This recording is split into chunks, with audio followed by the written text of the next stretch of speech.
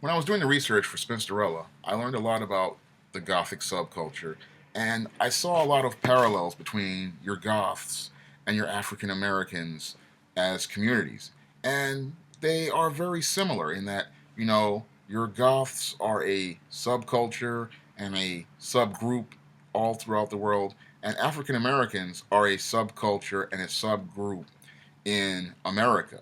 However, the big difference between your Goths and your African Americans is that your African Americans are sitting here looking for acceptance and approval from the mainstream, whereas your Goths pretty much are looking for acceptance and approval of themselves. And the big difference between those two has a major impact. That perception of self, pretty much defines, that that both groups. Because in the African American community, for the most part, you have the African American Negro who will sit there and say, I want to find acceptance from white people and I want to be approved by white people for the most part.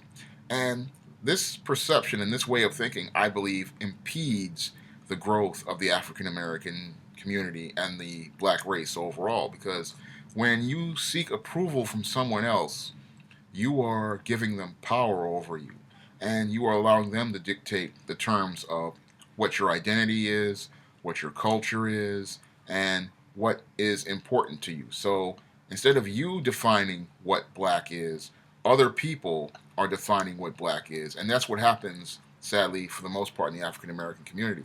You have people like your white liberals, Madison Avenue, Hollywood, they're all pretty much coloring what black is. Whereas in the goth subculture, no one is defining what goth is except other goths. And they're the ones, controlling what that is. They understand that they are a subgroup. They understand that they are outsiders. They have accepted this and they are defining the terms for what they believe is goth. And what is goth to a goth is varies from person to person and is not, one monolithic idea. In the black community, black people want black to fit one monolithic idea and they want everybody to agree on what black should be, what the black identity should be. You have all these factions, jockeying and fighting each other to define what the black culture is, what the black identity is.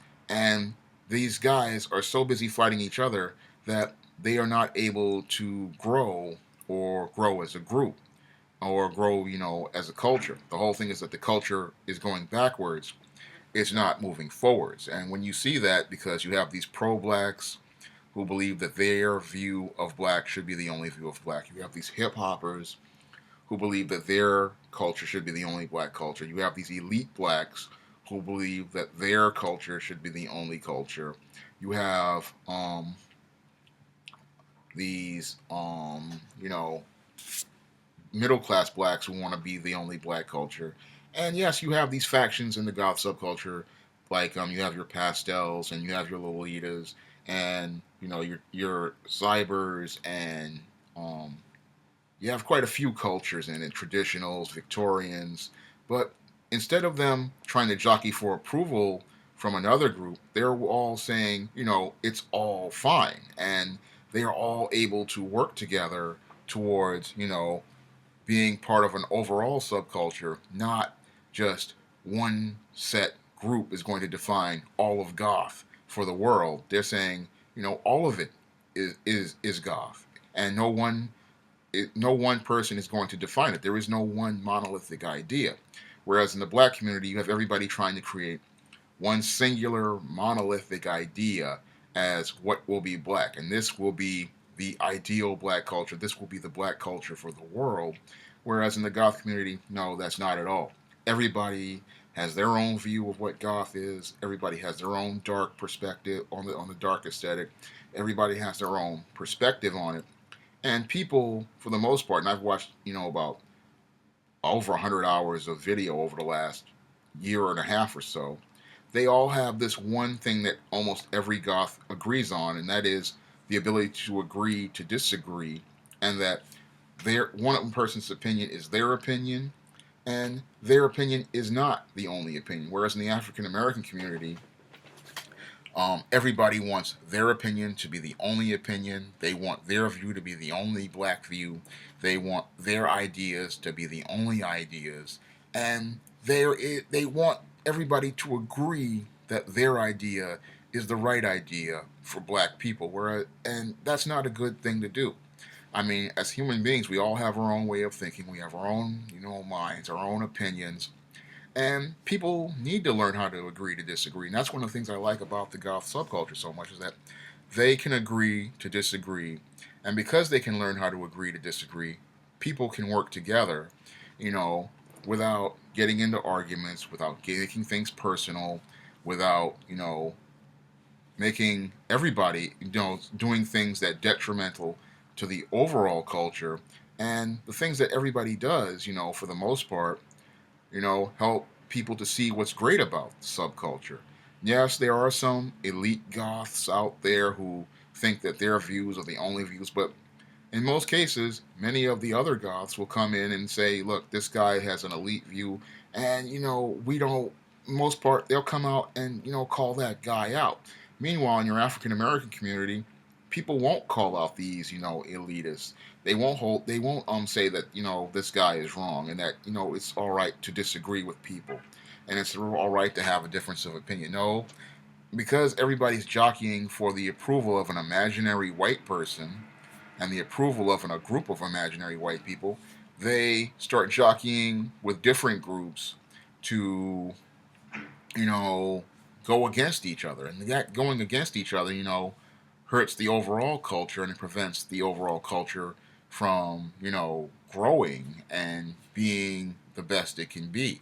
And I look at the, goth subculture and the model that they have, is a very nice one. I mean, you have goths and goth businesses. You have and they shop with each other. They work together, to get the word out about another goth's business, or they when they have things that they go to, like I think there's something in Germany, and they do something in Disneyland. Everybody goes there. They have a good time, and there's no violence. Nobody taking anything personal. Nobody going back and forth.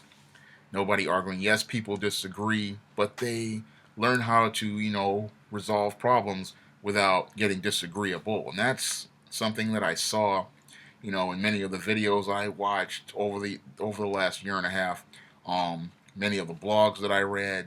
And one of the other great things I saw was, two or three goths would get together and they would collaborate with each other. And they would be, good friends. And they would do YouTube videos where they would get together and it would be no problem. I mean, goths collaborating is like something that happens like almost all the time. And that was something that I was really happy to see. You could see two goths, from different parts of the world or even different parts of the country who would come together, and do a video together. Or you would see, you know, two or three goths, doing, partner videos together. And that was a regular thing. Whereas in the black community, all I see are YouTube beefs, YouTube wars, and people getting personal. And that's just sad because if black people were to work together the way I saw goths do, you know, working towards selling their products or selling their business or, promoting a makeup technique or showing, the friendships that people have, built and relationships they have built over the years, I think it would, present a very beautiful picture. And that's what I saw, from watching all those goth videos. I saw a lot of love, I saw a lot of friendship, and I saw a lot of people, being kind to each other. Um, Even though they were dressed uniquely and they had a dark way of seeing things, I saw a lot of light in that darkness. And that was something that I really enjoyed seeing, was all that light and that darkness, seeing people, being friendly to each other, being kind to each other, being mellow to each other. I would love to see that happen, return to the black community. Because when I was growing up, I saw a lot of that love, in the black community as a kid. And then, as the crack epidemic came along and, you know, I saw a lot of that light, leave the black community. I would love to see that light, come back. Because when I saw that light in the goth community. It showed me that even in the darkness there was light, and that friendships and that people being kind to being kind to each other and showing love to each other. That was one of the great things that I saw, you know, from that subculture, and I thought, you know, I'd like to see that come back to the black community. I see black people right now, and I just see a bunch of people being adversarial, being bitter to each other, taking things personal, and the sad thing is that black people have been, in America, free about the same about as long as the goth subculture, where they've had, complete freedom to be themselves, because we weren't really able to be ourselves during the Jim Crow period.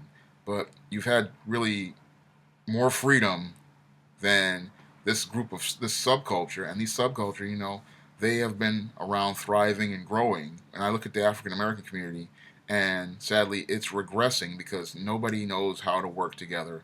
And I wish people would learn how to work together. That's all I have to say for this video. You can pick up Spinsterella on Amazon in paperback and on Kindle Unlimited. If you have Amazon Prime, you can read Spinsterella for free. Again, that's all I have to say for this video. You can comment, rate, and subscribe.